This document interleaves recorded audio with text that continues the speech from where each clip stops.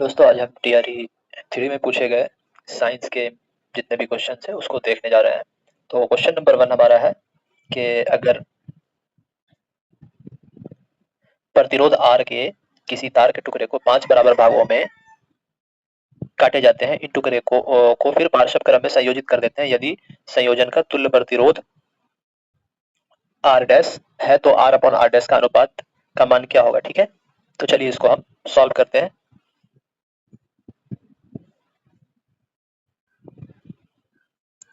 देखिए, तो हमारे पास जो क्वेश्चन था उसमें था कि कोई एक वायर है, मान लेते हैं ये वायर है और इसका प्रतिरोध क्या है, आर है। ठीक है, और इसको क्या किया गया है, 5 बराबर भागों में बांट दिया गया है। ठीक है, मान लेते हैं 1 भाग, 2 भाग, 3 भाग, 4 भाग और 5 भाग।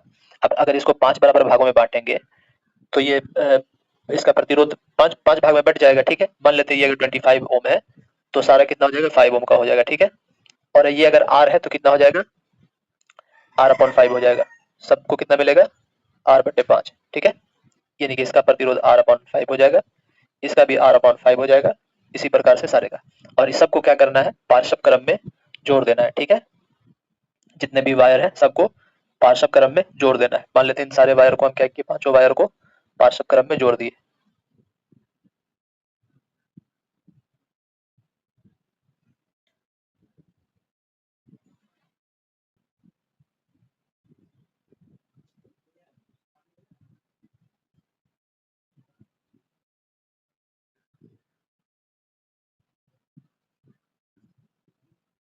ये 5 वायर हो गया हमारा, इन सबको क्या किए, पार्श्व क्रम में जोड़ दिए। ठीक है,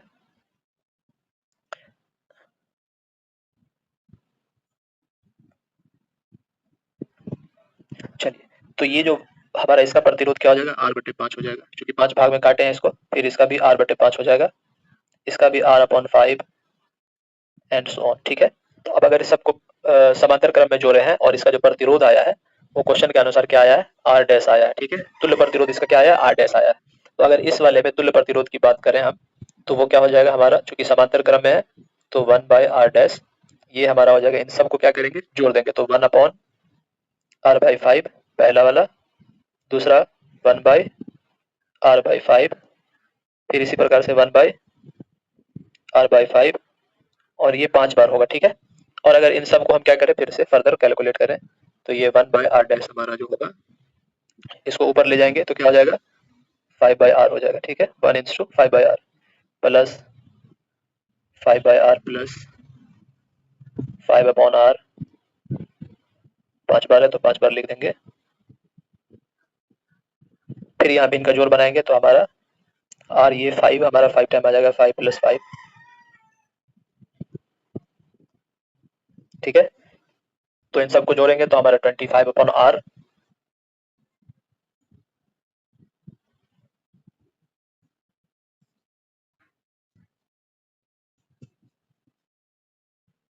ये हमारा 1 बाय आर डैश के बराबर है। ठीक है, तो आर डैश और आर का जो रेशियो होगा वो क्या हो जाएगा, इस आर को अगर इस तरफ ले जाएंगे तो क्या हो जाएगा, हमारा ऊपर चला जाएगा, यानी कि आर, आर यहाँ चला जाएगा, 1 से मल्टीप्लाई हो जाएगा। ठीक है, तो आर अपॉन आर डैश और यहाँ 25 बच जाएगा, तो दोनों का जो रेशियो होगा वो हमारा 25 होगा। ठीक है,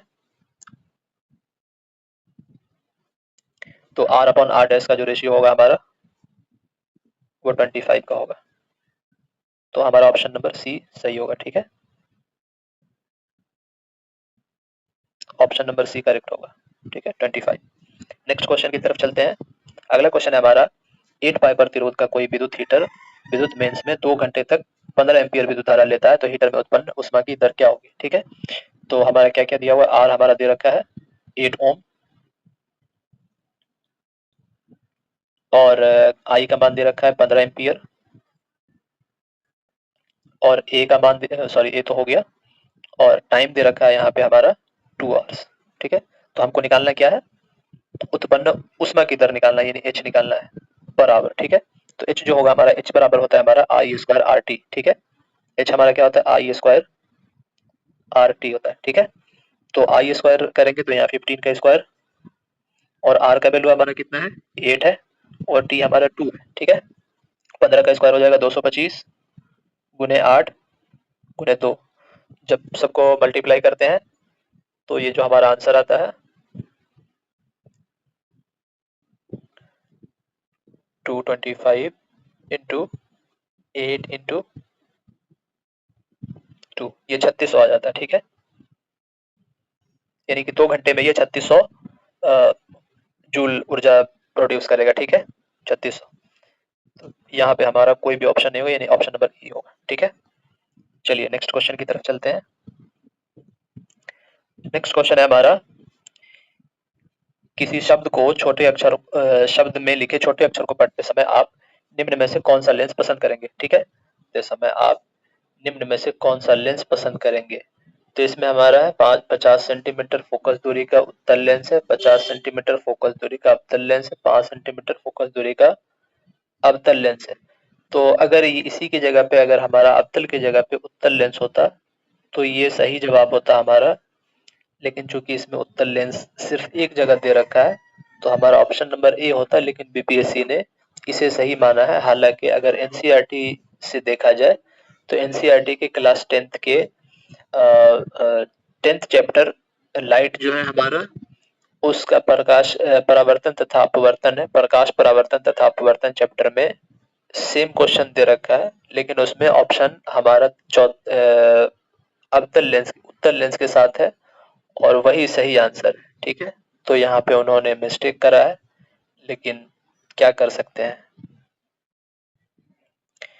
नेक्स्ट क्वेश्चन है हमारा, अगर ये उत्तल लेंस होगा तो ये वाला आंसर सही होगा, लेकिन बीपीएससी ने इसे ही माना है। ठीक है, नेक्स्ट क्वेश्चन है हमारा, निम्न में से किस भाग पर किसी, और अगर टेक्निकली देखा जाए तो इसमें ऑप्शन नंबर ई होता, लेकिन खैर छोड़िए, या फिर ऑप्शन नंबर ए को भी ले सकते थे, क्योंकि उत्तल लेंस से हमारा प्रतिबिंब बड़ा बनता है, तो हम 50 सेंटीमीटर फोकस का भी उत्तल लेंस, इन तीनों में अगर चूज करना होगा तो हम ए को चूज करेंगे, और अगर टेक्निकली देखा जाए तो ऑप्शन नंबर ई सही होता। ठीक है, चलिए नेक्स्ट क्वेश्चन देखते हैं, निम्न में से किस भाग पर किसी वस्तु का प्रतिबिंब बनता है। तो मानव नेत्र जो होता है उसमें रेटिना के ऊपर प्रतिबिंब बनता है। ठीक है, और ये हमारा लेंस होता है, तो प्रतिबिंब हमेशा रेटिना के ऊपर बनता है। ठीक है, यानी कि इसको दृष्टि पटल कहते हैं, दृष्टि पटल हमारा सही आंसर। ठीक है, निम्न में से कौन मादा जनन तंत्र का भाग नहीं है। मादा जनन तंत्र के भाग की अगर बात करें हम,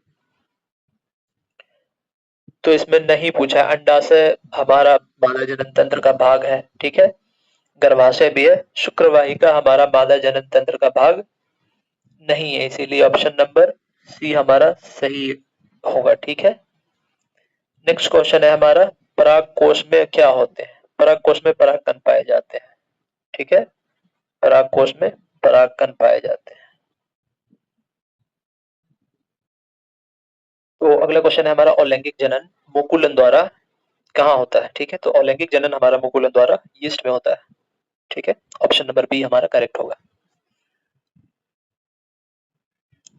नेक्स्ट है हमारा, अपच का उपचार करने के लिए निम्न में से किस औषधि का उपयोग करना चाहिए।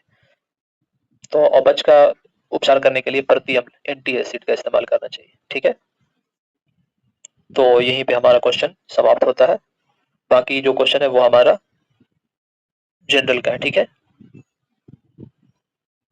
धन्यवाद।